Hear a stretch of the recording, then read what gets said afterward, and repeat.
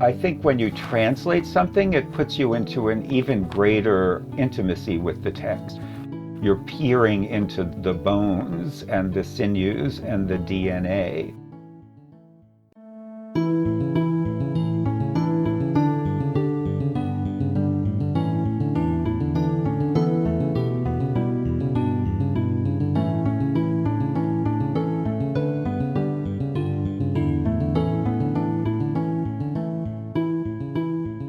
Welcome to Lesche, a podcast on new ideas in ancient Greek studies. I'm your host, Johanna Henning, and I'm a classicist at Brown University.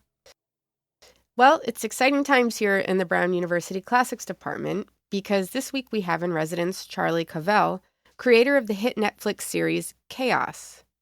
I first met Charlie when they did a very early episode of the podcast, and we wound up staying in touch. So here at Brown, we've got various events planned with them all week. And last night, we had double the fun because we were joined by Misha Butler, who played the part of Kineas in the show, for a conversation. When I started the podcast, I had no idea that it might lead to collaborations like this one, and it's been very fun. So that's a note about a big week, but now I want to mention a big decade. I'd say that the last 10 years have been a pretty big decade for the works of another Greek mythology creative type, and now I'm talking about Homer. That decade kicked off in 2016 with a new Iliad translation by Caroline Alexander. Then the next year, Emily Wilson's Odyssey came out to much fanfare, as did a memoir about the Odyssey, or really about teaching the Odyssey, written by Daniel Mendelsohn, who is our guest for this episode of the podcast. Fast forward to 2023, and we got Emily Wilson's Iliad, which we happen to discuss in episode 6 of Lesche, if you want to wander into the back catalog. And then last fall, Umberto Pasolini's cinematic dramatization of the second half of the Odyssey, called The Return, was released in movie theaters. And of course, we've got an episode for that too. It's bonus episode number 2. So now we all know that Christopher Nolan is filming his own version of the story, which stars Matt Damon as Odysseus and is scheduled for release in July of 2026. Like I said, Homer's having a big decade. And my guest today is here to talk to us about one more very exciting reason why. Next week, the University of Chicago Press is releasing Daniel Mendelsohn's own very new translation of the Odyssey. And it was an absolute delight to host him here on the podcast for a conversation about the approach that he took to translating the poem. Daniel has long been a kind of classicist hero of mine, ever since graduate school, when I really started carefully reading his criticism on matters classical and otherwise in places like the New Yorker and the New York Review of Books. For me, he was really the first critic that I'd ever read who really knew the field. I mean, he does have a Princeton PhD in classics after all. And who could write about it in a brightly elegant, modern, American prose idiom. In 2017, I got to interview him back when his Odyssey memoir, An Odyssey, A Father, a Son, and an Epic, was about to come out. I was actually reviewing the book for Eidolon. Now, having the chance to chat with him about his new translation of the Odyssey felt to me like we were bringing the conversation full circle. But maybe that's a little too on the nose, given that Daniel himself has literally written the book on ring composition. It's called 3 Rings, in case you're interested. Daniel Mendelsohn is an award-winning memoirist, translator, and essayist who writes frequently for the New Yorker and the New York Review of Books, where he is the editor-at-large. His books include the international bestsellers The Lost, A Search for 6 of 6 Million, and An Odyssey, A Father, a Son, and an Epic, as well as a translation of the poetry of Constantin Cavafy. His translation of Homer's Odyssey comes out next week on April 9th. So just a quick note that, as ever, I've put a few references in the show notes for this episode. Now I'd like to welcome into the Lesche Daniel Mendelsohn. The next voice you'll be hearing is his. It started in January of 2018. I had just published a few months earlier my memoir cum Odyssey criticism book called An Odyssey, A Father, a Son, and an Epic, about how my 82-year-old father decided to sit in on my first-year Odyssey seminar at Bard. And so that had come out in September of 17. And one night in January of 2018, my phone rang, and it was the executive editor of the University of Chicago Press. And she had read my Odyssey book about my dad, and for the purposes of the book, I had translated a bunch of snippets of the text, mostly because I didn't want to have to deal with getting rights to the Fitzgerald Odyssey, which was the one that we actually read in the class that my dad took. And she said she had read my book. She had liked the translations that I'd done for the book. And it turns out that Chicago has for a long time been looking to add an Odyssey to its list. They, as everybody knows, have done the Lattimore Iliad, and Lattimore was supposed to have done an Odyssey for them. And what happened was his editor at University of Chicago Press moved to a commercial house, Harper and Row, as it then was called. And so it was Harper who published the Lattimore Odyssey, not Chicago. So Chicago has been without an Odyssey for 60 some odd years. So that's how it happened. They reached out to me and said, I remember very clearly, I was on my hands and knees washing my kitchen floor when the phone rang, and I sort of took the call in a state of slight shock. And she said, well, if you're interested, we'd like you to do an Odyssey translation for us. So I thought about it. And, I've written very often about translations of classical to actually translations of all kinds of literary texts, not just classical. And so how to translate Homer in particular was very much on my mind. I was coming off of this book where I was thinking a lot about the Odyssey and what it meant. And so I said yes. So that was January of 2018.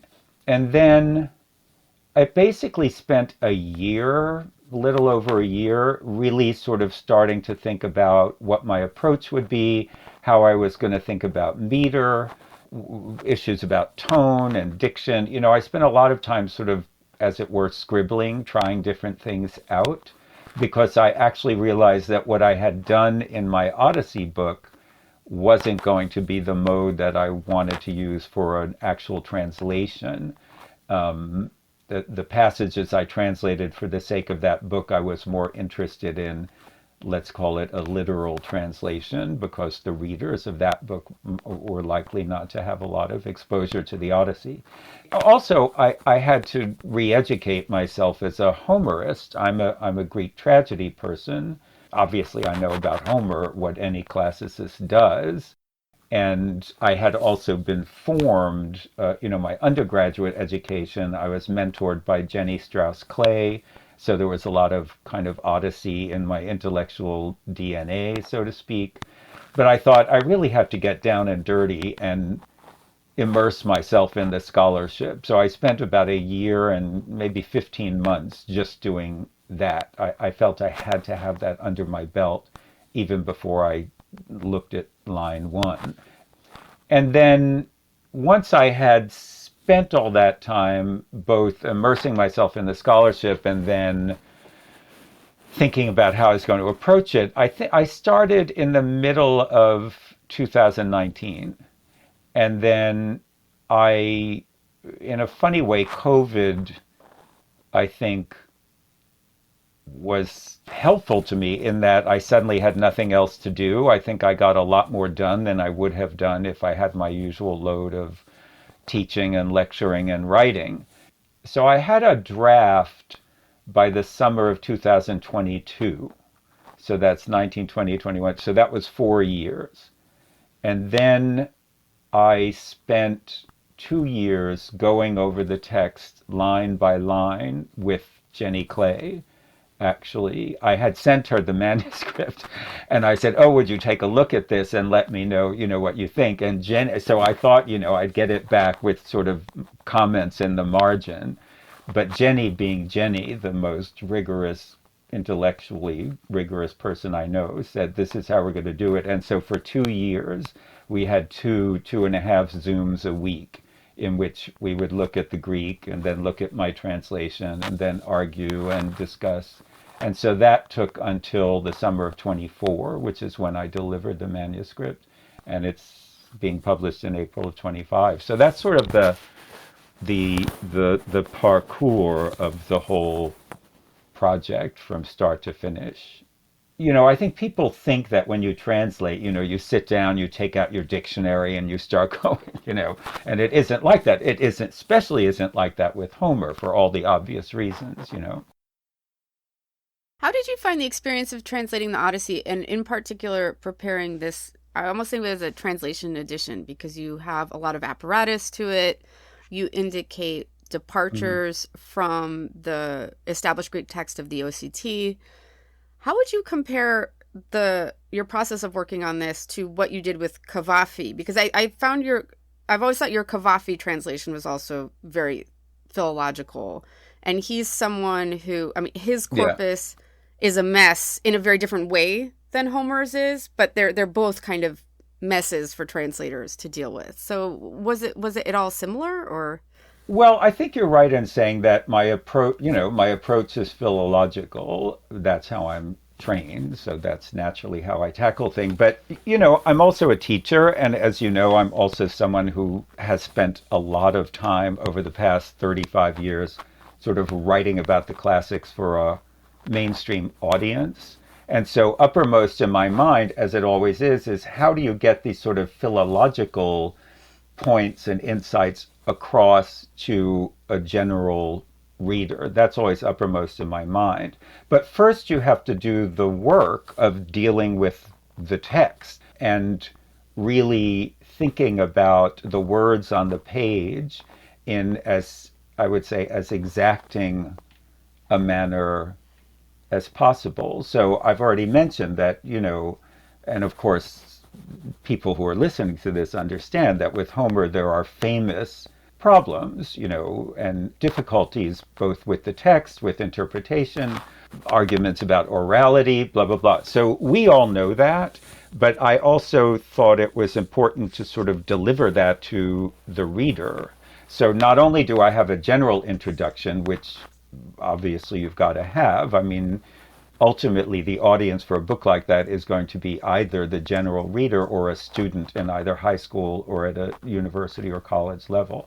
So there's a general introduction, but at a certain point, I decided that I had to do what I did with Cavafy, which is to provide at the back of the text a very ample notes and commentary section. So it's not just explaining where, Sparta is or who Tyndareus is or that kind of stuff, which people need, but a kind of literary commentary, which I think is helpful to the ordinary reader, explaining where there are disputes about the text, but also noting where certain formulaic phrases appear as well in the Iliad, a literary commentary, sort of walking people through the text in very much the way I did in my Odyssey memoir, actually, which is, why is this happening now? How is Homer creating excitement or anticipation in this scene? I think people like to be shepherded to a certain extent. I'm not, I try to do it in a way where I'm not imposing an interpretation, but just sort of planting flags, so to speak, so people will notice. Um, for example, I think it's interesting people to notice that when Odysseus says, I hate like the gates of Hades, a man who says one thing and does another. I think people are interested to know that that appears as well in the Iliad, right? So I'm trying to draw people attention to the pretty basic stuff that we know as classicists, but an ordinary reader is not going to know, both technical but also to some extent interpretative. What was the audience that you had in mind? Were you thinking back to your students, or were you thinking more of a general or an older public, Well, or? I think it's I mean, I think of the people for whom I write when I'm writing for the New York Review of Books or the New Yorker, intelligent grown-ups who are interested in picking up the Odyssey, but of course, obviously, are also hoping that it will be adopted in classrooms. So a lot of what went into my notes and commentary was the product of 35 years of teaching the Odyssey and knowing the kinds of questions, that students have about the text and issues of interpretation for the text. So I try to fold that into the commentary because I know the kinds of things that have come up. in the minds of students. I'm also thinking of teachers, high school teachers, college teachers who are doing great books course or, whatever, who aren't necessarily classicists, and pointing them to items of interest that will help them teach the text in a rich way. Well, I usually ask this further along in the conversation, but you sort of set me up for it. And I'm curious if after you mentioned 35 years of teaching this text, after 35 years of doing anything, you think you have got a hang of it. But was there anything that surprised you or that you changed your mind about in the course of working on it with this amount of, care and precision and time? Yeah, I do think that even if you're a literary critic, which we are, I think when you translate something, it puts you into an even greater intimacy, is the word I always use, intimacy with the text. You're peering into the bones and the sinews and the DNA. So I do think that you're oriented to the text in a very different way than you are even when you're a scholar writing in a scholarly way about the text. I can't think offhand of anything that particularly changed as far as my thinking about the text goes, but I feel that I certainly know it even better, than I thought I knew it. And this is after I'd already written a book about it. One thing that came out of it, which is actually, so, as I sort of left the academic world after my PhD and I started writing full time, and then I sort of came back much later to Bard. So I haven't ever really been publishing as a classic scholar, not since I was in grad school when I published a few articles. But I did write a scholarly article about Eumaeus. A good friend of mine, Lucia Athanasaki, there was a festschrift in her honor, and Jenny said, would I want to contribute to it? And Jenny and I co-authored a 3-part note. And the part that I wrote about was there's a vexed passage at a certain point in the Odyssey where in the first encounter between Eumaeus and Odysseus, where Odysseus gets very frustrated that Eumaeus isn't listening to the fact that he keeps saying, oh, Odysseus is on his way back, and Eumaeus is so pessimistic. And Odysseus says, look, you're a very tough customer, and if I'm lying, you can throw me off a cliff as a warning to other vagabonds who tell lies. And Eumaeus is horrified, and he says, what kind of person would people think I am if I threw my guests off of a cliff? And there's a question about the diction in this passage, about whether he's being ironic or not. And as I translated the Odyssey, it occurred to me that almost every time Eumaeus opens his mouth, he's being sardonic or sarcastic. I mean, the guy has a very kind of wiseacre-y tone of voice. He's always saying things like he says to Telemachus, well, you never come to see me. You probably want to hang out with those suitors all the time. He's got a certain tone of voice, which I had never really noticed before. And for the purposes of this article, I suddenly thought, every time this guy talks. So I was writing an article in favor of the ironic interpretation of that one particular passage, adducing many other examples of the way that he actually speaks very sarcastically quite often. So that definitely changed. I always think of Eumaeus as this kind of nice old guy, but I think he's quite bitter, actually, and he's a kind of wounded character. So that's a kind of thing that will pop up, when you have to think about a certain line very hard to figure out the tone of voice for your translation. That's the kind of thing that can happen, absolutely. Could I ask you to speak a little bit about your process, just the nuts and bolts of translating? Is it something that, I always find this really interesting. Is it something that you do right away on a computer, or do you handwrite, or what, do you start at the beginning? How do you do your drafts? Yeah, well, no, I started at the beginning and went straight through. And I work on a computer, so I had I'm looking around my desk as we're talking, and it's unbelievably bare for the first time in 6 years, because it was, I have a very big desk, and on one side I would have all my lexica and my commentaries, and on the other side I would have the OCT and, other texts. And no, I started at line one, and I thought, someone gave me very good advice when I started my dissertation. And they say, don't ever think that you're writing your dissertation. Just think, I'm writing these 3 pages today.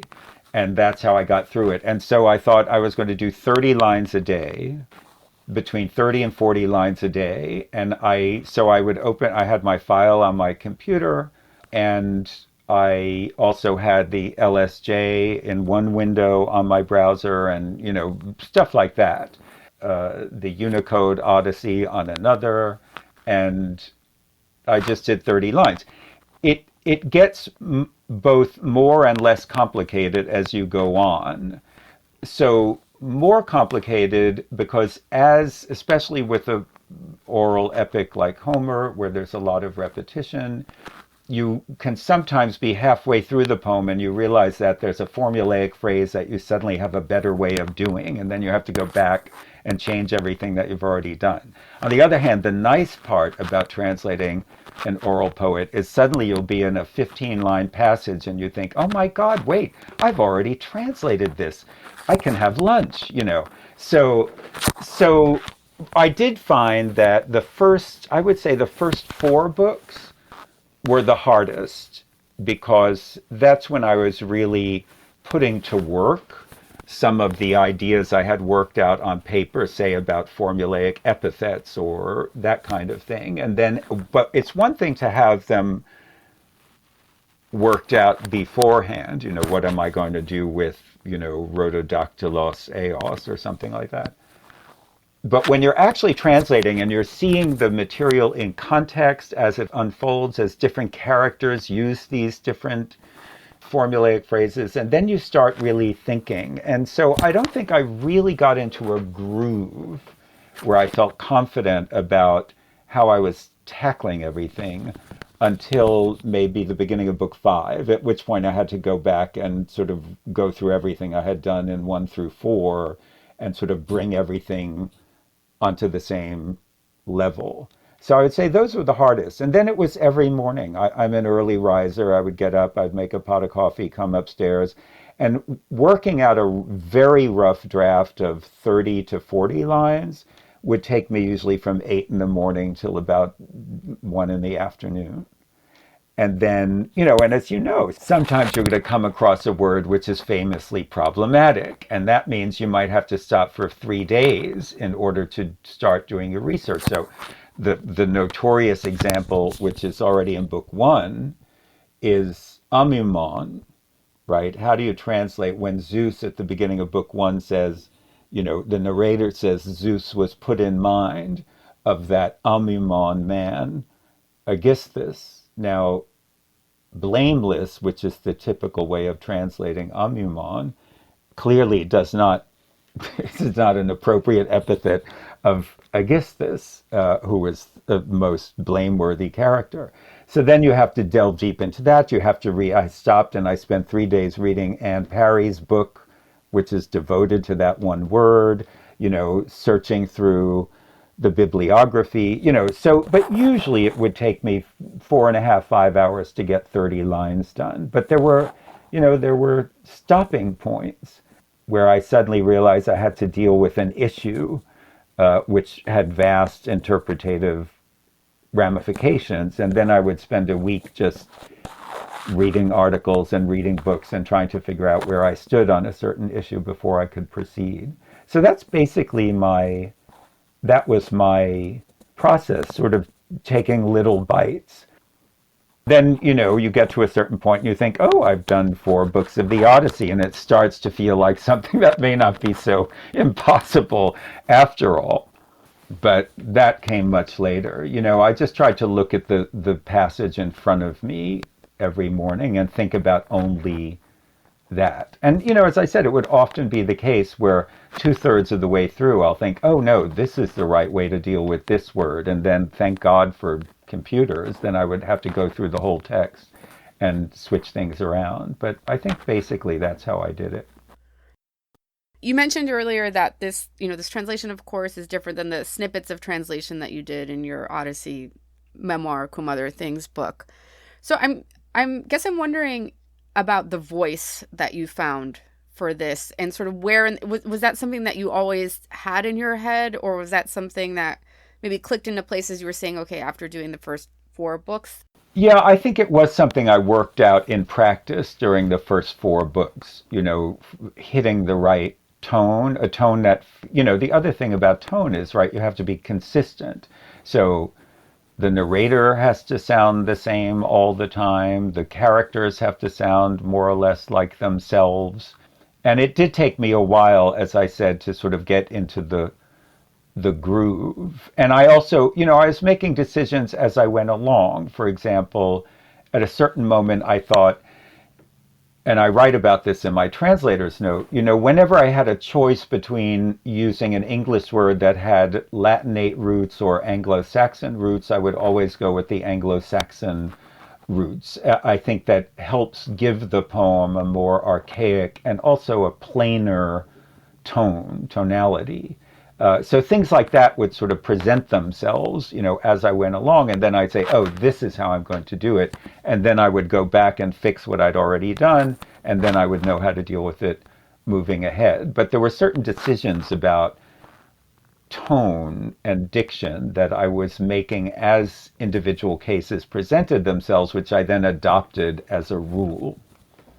Yeah, I remember being struck by that in the note, and then the translation, that the preference for the Anglo-Saxon, which I think is a really interesting matter to flag for a couple of reasons. First of all, it made me think back to Seamus Heaney was someone who thought a lot about using the Anglo-Saxon roots, and it made me think back to some of his essays and poems, but it also made me think to the idea in modern Greek, the conceit in modern Greek studies where I've had Greeks say that they enjoy speaking English because it is also a language that you have the multiple registers that you can pick between, whereas they have the katharevusa or the demotic, right? We do have the classic example being queenly, royal, or regal. So you can go right. English, French, Latin. Right. And you can construct a lot of conversation making those sorts of choices. So I think it was a really, really interesting choice.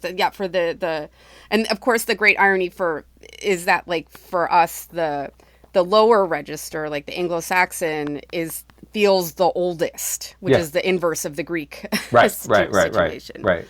But I think that is really does contribute a lot to the voice of this. I think is very effective and a really important thing to flag. Thank you. Well, so could you maybe say a few things about some of these epithets that people who have been reading the poem, even in Greek forever, maybe take for granted, but that you bring some insight into? So I'm thinking in particular, and you discuss it in the translator's note, what we usually say as winged words. And you had a really interesting observation about how words don't actually have wings. Well, so it's not. There was an article, an early 20th century article, and I'm blanking on whose it was, which first put the bee in my bonnet about that, because I think, first of all, winged or winged, whichever way you want to say, is that so many of these epithets have sort of lodged themselves in the consciousness of English literature, right? Gray-eyed Athena and rosy-fingered dawn and winged words. But I really wanted to sort of think about, and I'm just going to preface everything I say in this conversation by saying I'm going to use Homer to represent the entire process of composition. So I think that whoever came up with the phrase epeopteroenta was thinking of feathers, not wings, and was thinking about the fletching on arrows, that the words are darting at people. People have written about the way that when this epithet occurs, it's usually in moments of heated conversation or emotion. So I think that the actual metaphor is from archery and not from, it's archery, not aviary, so to speak. And so with that in mind, I thought, well, how do you get that across? And what I came up with was, something like she spoke to him then with words that flew toward him like arrows. I wanted the arrows to be in the reader's mind because I actually think that's what Homer was thinking about. The words are feathered or fletched, not winged. Also, as I wrote in the introduction, whenever I think of winged words, I think of the flying elephants in Walt Disney's Fantasia, and that somehow always cracks me up. So, I was trying to sort of get to the root of things. The same things with glaukopis, which has traditionally been translated as gray-eyed, but actually it seems to be derived from glauks, the owl, I live in the country, so I've encountered owls in barns, and it's an extremely unnerving experience in the dark to see these gleaming, fixed stare. And I think, if you look at archaic representations of Athena, she has those big, giant, googly eyes, and I think that's what it really means is owl-eyed. But of course, glaukopis also has the connotation of gleaming, something that gleams.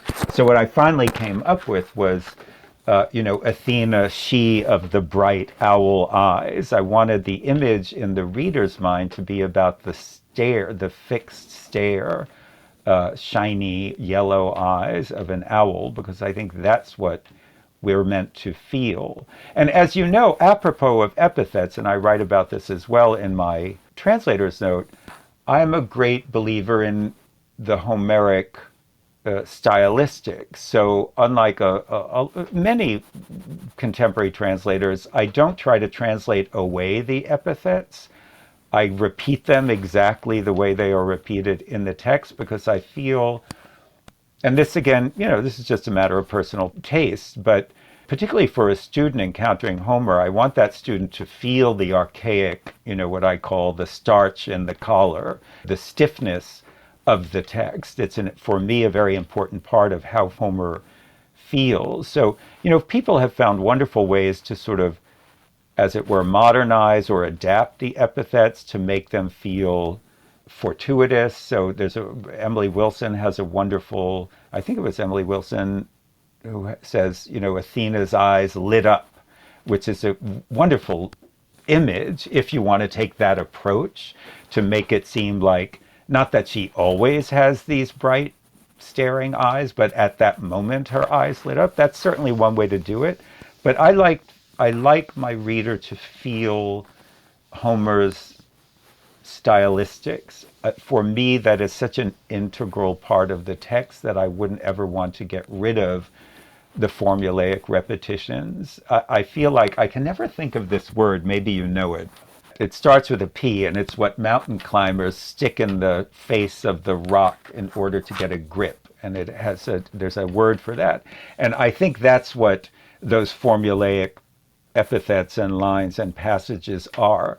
I think you want the sense of familiarity when you come across that, that thing again. It certainly obviously had its uses in an oral performance, but I think even on the page, it's like a basso continuo in a way. You keep having that sort of thud in the background. I like the kind of rhythm those formulaic bits convey. So that's how I approached it. It's funny when you said the starch in the collar. I had actually your translator's note open to precisely this passage, which I love to use two images in this paragraph where you're talking about maintaining this balance between conveying the work's strangeness, but also keeping a natural register, where you say sometimes this is a matter of diction, of very occasionally using slightly old-fashioned words that will feel to the reader like the princess's pea under the mattress, just enough of a bump to make you take notice. I love that. And you give the example of from book 1 when Athena expresses to Zeus her anxiety about Odysseus. She says, "But my heart is cleft in two on behalf of my clever Odysseus." So that's the example you give there. And then you say at other times, I bend the syntax of normal English somewhat, sometimes following the Greek word order in order to, as it were, put some starch in the collar of a line. So you then quote, "To them the father of men and of gods began to speak," right? Or, "And then to her feet she strapped the beautiful sandals." I don't want to, nor do I think the reader needs to, have the text simplified or made easier or more understandable. As I say, that little P under the mattress, I think it's important to feel. I should have said at the outset that, mine is a line for line translation almost always, unless the syntax of the Greek just makes it impossible. So that was also something I was, that forces you sometimes into a kind of a slightly archaic word order or a slightly unusual word order. But I felt that was something I wanted to go with, it isn't the New York Times. It isn't, National Geographic. It's verse of a very highly stylized kind, and I feel that should come across in a translation. Well, maybe we could hear a passage from you. We're speaking in, I guess, kind of theoretical abstract terms. But let's let the listener get a chance to hear some of this for themselves, and then maybe we can talk about your metrical choice afterwards. Okay, I'm going to do Argos. Fan favorite. Which always, I still, the only thing that gives me hope for humanity right now is that I still have students who cry when they're talking about the Argos passage, and I just think that's giving me hope for the future. So this is 17,291 to 327. Now a dog that was lying close by raised his head and pricked up his ears. Argos, who belonged to Odysseus of the steadfast mind, he himself had raised him, with no chance to enjoy him, for long before that he'd gone off to awesome Ilion. In days gone by, the young men would bring him as they hunted down wild goats and roe deer and hares. But now he lay there, missed by no one since his master had gone away, deep in the dung that was piled high in front of the palace doors, the dung of mules and cattle which Odysseus's slaves would bring out to the huge estate to spread around on the fields.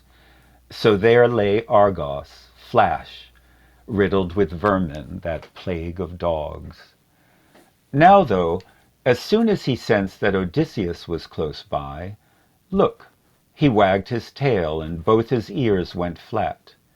But after, he hadn't the strength to come closer to his master, who looked in the other direction and brushed away a tear, which he easily hid from Eumaeus, whom he questioned straight away.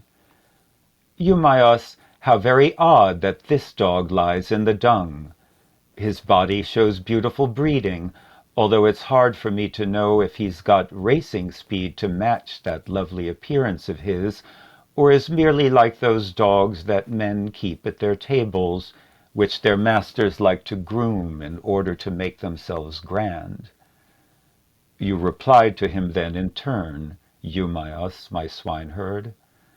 Sure enough, this is the dog whose master died far away. If he were only the way he once was, his looks, the feats he'd perform, just as Odysseus left him as he went off to Troy, you yourself would marvel to behold his speed and strength. No beast that he ever chased in the deepest part of the woods could ever get away. He was also a great one for tracking. But now he's beset by trouble. Somewhere far off his master has perished, and the women are heedless and take no care of him. When the masters of the house don't rule the roost, the slaves no longer have any desire to do an honest day's work. Zeus, whose thunder sounds far off, takes half a man's worth away as soon as the day of enslavement gets him in its grip. So saying, he went inside the bustling palace, going straight through the hall to join the lordly suitors. And Argos? His fate, black death, took him in its grip the moment he saw Odysseus after 20 years had passed. right, we'll give people a second to grab a tissue. And, so, Daniel, are you going to do the audiobook? Did you do the audiobook? I did the audiobook. Talk about experiences that give you insights into Homer. I think every classicist who teaches Homer or works on Homer should have to read the whole thing aloud, because that really makes you feel the way this thing was supposed to happen. Not least, people are always talking about caesurae and why they're in certain places. I can tell you why they're in certain places. They're in certain places because dactylic hexameter is a long line and you got to take a breath. It's that easy. And, so much comes out in a recitation that even if you spent your life thinking about the poem, it's suddenly, boom, there it is. This is a performative object. It is meant to be performed, and what you're looking at is a script, basically. And there are so many ways that you feel the rhythms, you feel the characters. I tried to give everyone a slightly different voice, not hamming it up, but I thought, gods should sound different from humans, and as women should sound a little bit different from men. So I thought that was one of the great educational experiences of my life, and very hard. It was 6 days, 7 hours a day.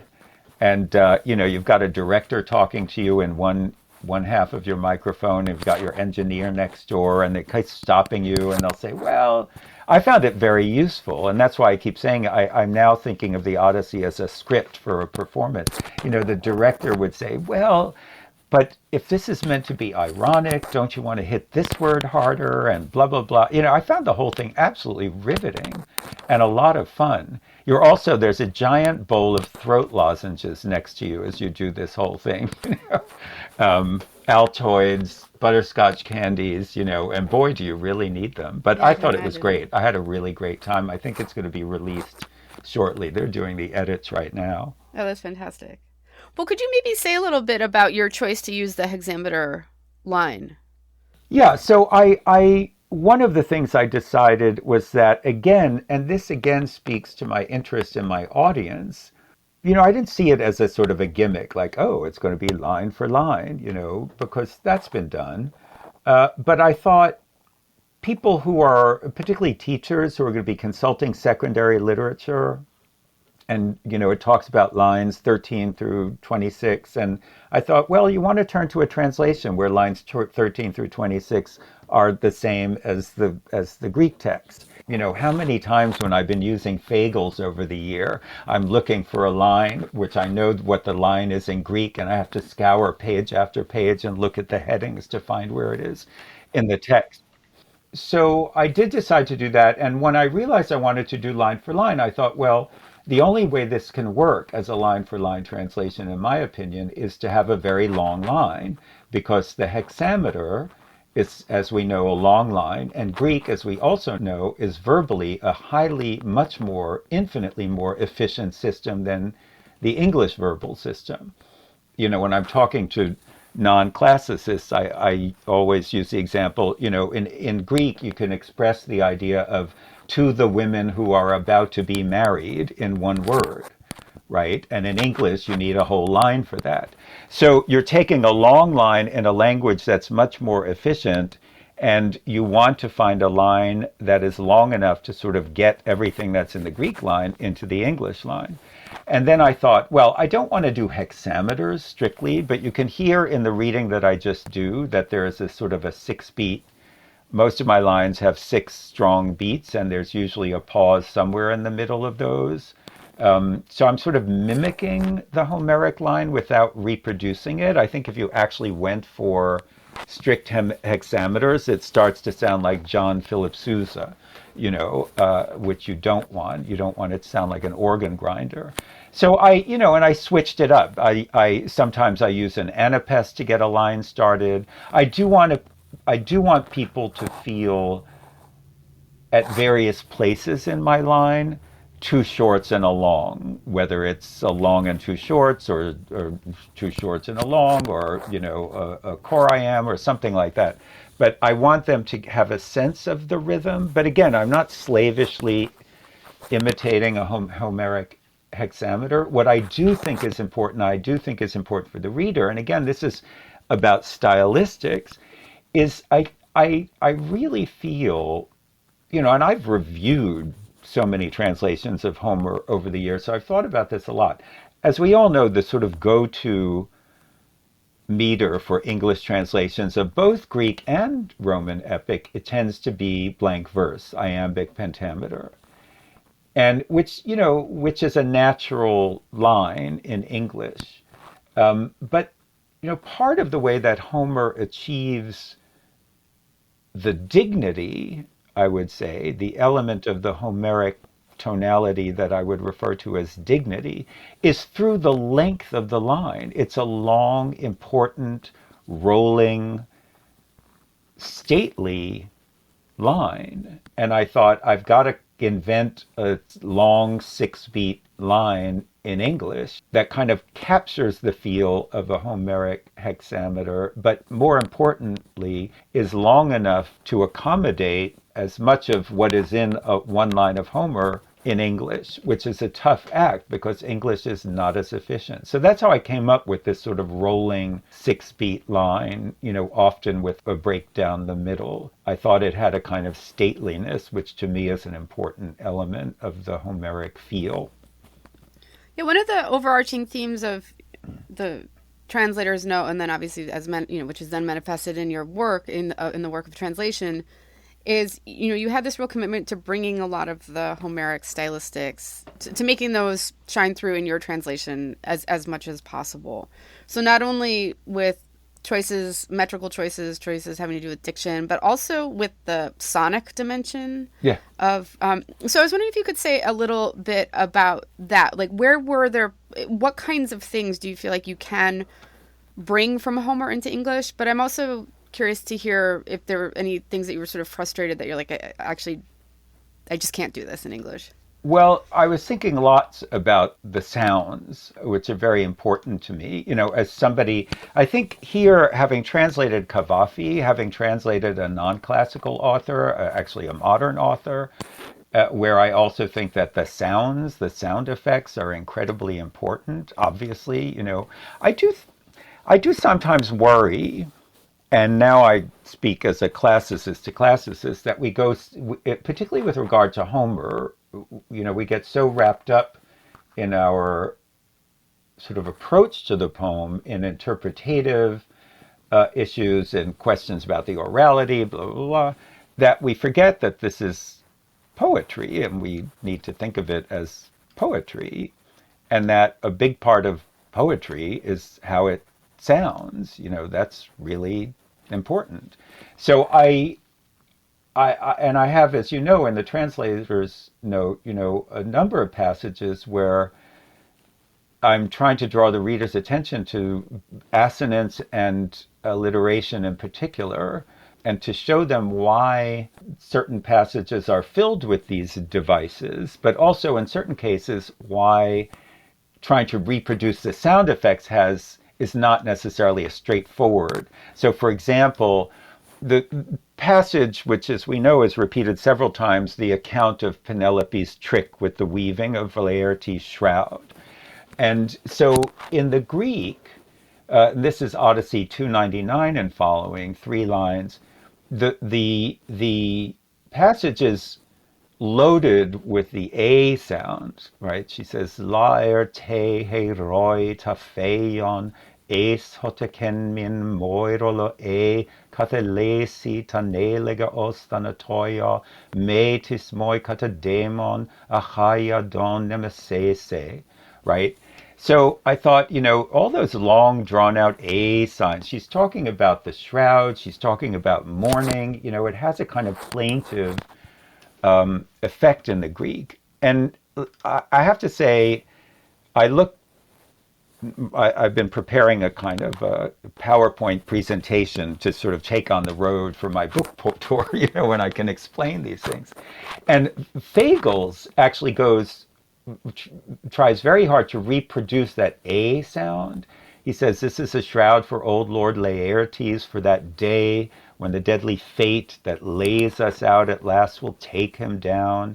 I dread the shame my countrywomen would heap upon me. So, he's really thinking about that. My problem with that is the long A in English is a happy sound, right? Hooray, yay, hey, right? So I rendered the passage, but the assonance that I used was oohs and ohs, which are sad sounds in English. So and ow, right? So you get these sort of, it's a shroud for proud Laertes, for the hour when our common doom, death will strike him down, death which draws out our sorrow, blah, blah, blah. So I'm thinking about all kinds of effects, not necessarily a one-to-one transposition of a sound from Greek into English, but how did this sound to a Greek ear, and how do I make an Anglophone ear have that experience?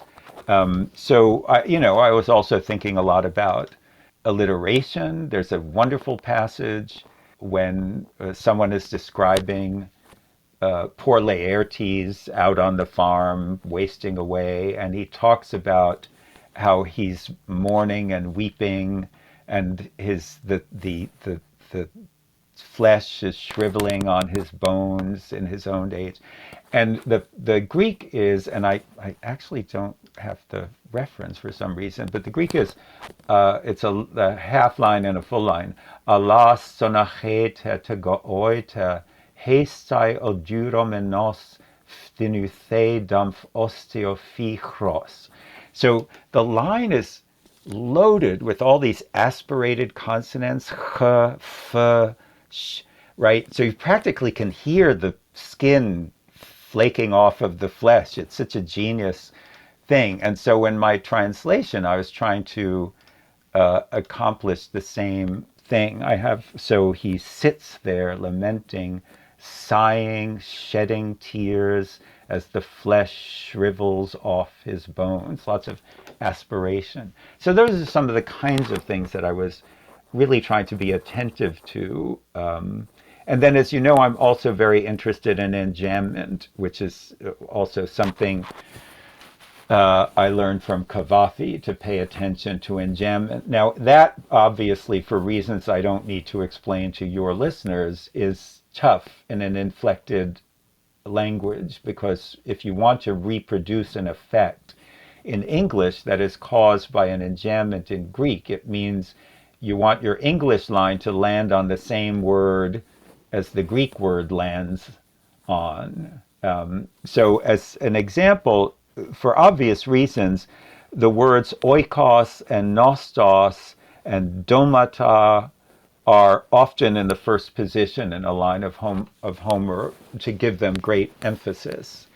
And he'll say, I want to come, new line, home to the house of my land of my fathers and the high-roofed palace, or whatever. So you have to think of ways to, I think, when the enjambment is very important and the line breaks in a very pointed way, I had to, work overtime to think of ways to get my English line to sort of mimic that. But I do think it's important. The a great example of the way that Homer uses enjambment as part of to sort of characterize, when Odysseus in Book 11 sees Ajax in the underworld, in the famous moment where he starts gushing to Ajax, trying to win him over, and then of course Ajax stalks away without saying anything, and Odysseus has about a 15-line speech in which every line is enjambed except for 2 lines, which means what you're getting as you listen to this is this sort of torrent of words. There's not a single thought ends at the end of a line. He's rushing, bullshitting, gabbing. He's doing what he always tries to do, which is to win him over with a kind of flood of words. And it's brilliantly done. So things like that I was trying to be very attentive to. something that I've been wondering about for a long time, perhaps ever since I first heard the conceit from you. And I can't remember if maybe I first read this conceit from you in the Odyssey memoir book, or, if I got it from you in conversation. But this notion that you're either an Iliad person or an Odyssey person. And I guess my question for you is, what do you think makes you an Odyssey person? If we accept that premise, and the listener can read your introduction and find out more about it, though it is really just that. I mean, yeah, what makes you an Odyssey person? Well, because in my own writing, and this is, has to do with writing that has nothing to do with the classics, I've always been interested in narrative, the way that narrative relates to truth. In my Holocaust book, where I was interviewing a lot of Holocaust survivors and hearing stories about things that happened, I had to think hard about the way that a character's point of view can color a narrative. In The Elusive Embrace, I wrote a lot about my grandfather, who was a great storyteller, but also a great liar. So I was sort of raised by an Odysseus figure in a lot of ways, somebody who enchanted people with wonderful stories, and truth may have not been the utmost consideration.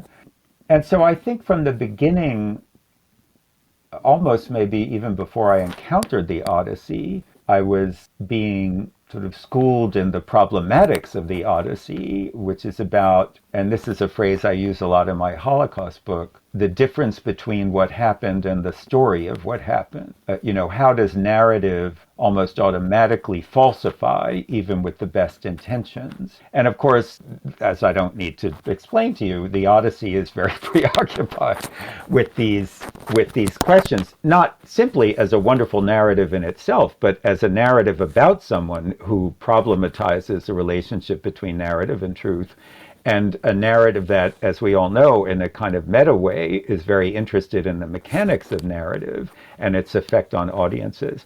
So I would say I've just always gravitated to the Odyssey. And also, as I think the other element of it, which I'm only now in my old age starting to give more credit to, is this idea about home, trying to get home, and what it means to be separated from one's people. I think as the grandchild of 4 immigrants, having been raised on stories about the other place, so to speak, the place that you used to belong to, but which you can't revisit anymore, always gave the Odyssey a special kind of resonance for me, having been surrounded in my childhood by people who couldn't go home or who were driven out of their homes. So I think that the more I think about it now, the more I think that was a great source of why the Odyssey seemed to touch me. And so I would think that those two things. I was writing my first book in the late 1990s, and which had a lot to do with family history and stuff. And I was thinking about my grandfather, and I always like to say I thought my grandfather invented ring composition. I remember this sense of absolute astonishment when I went to college and was doing an Odyssey course with Jenny Clay in my 3rd year at UVA, and we were talking about ring composition. I thought, holy mackerel. Somebody figured this out long before Grandpa invented this, But so, the all kidding aside, I was sort of raised by someone who had great oral technique, so to speak. And so when I encountered the Odyssey for the first time, a lot of it just made a lot of sense to me. I remember the first time I had to teach Odyssey 19 and ring composition and the scar and blah, blah, blah. And I thought, this makes such sense to me. How else would you tell this story? So I think those are primarily, what has made me an Odyssey person. That's great. Well, thank you. I think that all that remains for us here is the word association game. Okay, I'm ready and not a little terrified. Okay. So just whatever comes to mind, don't overthink it. We'll start with an easy one, given the passage you read, which is Argos. First thing that comes to mind? Mm-hmm. Dead dog. Okay, well. And we didn't get into this, but I'm going to say Polutropos. Oh my God. Problem word. How about Nostos? Delicious homecoming. Okay. Hexameter. A challenge. And the last one is Odyssey. Everything. Well, thank you so much, Daniel. It was a treat to get to talk to you. Thank you, Congratulations on the book. Thank you. It's a pleasure, as always, to talk to you, and thanks for having me on.